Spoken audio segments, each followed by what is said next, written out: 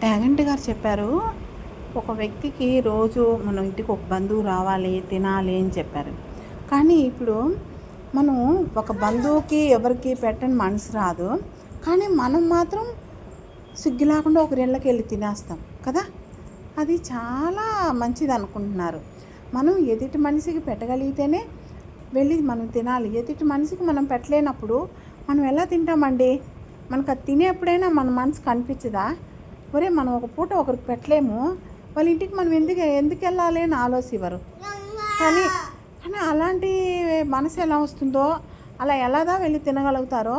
మళ్ళీ దీంట్లో ఏమంటే, ఒక మనిషిని పిలిచి ఇప్పుడు ఇక్కడ పెట్టి వెనకాల చెప్పి చూపిస్తారు. అదేడా చాలా తప్పు. నువ్వు ఒక వ్యక్తికి ఇప్పుడు ఇక్కడ అన్నం పెట్టి వెనకాల నువ్వు చెప్తున్నావు అంటే నిజంగా నీకు తినే కూడడ దొరకదని అర్థం. నేను చెప్పింది కరెక్టే కాదా ఫ్రెండ్స్? కరెక్ట్ అనే అనిపిస్తుంది. మీరు ఇచ్చే మెసేజ్ బట్టి నేను తెలుసుకుంటాను. ఓకే.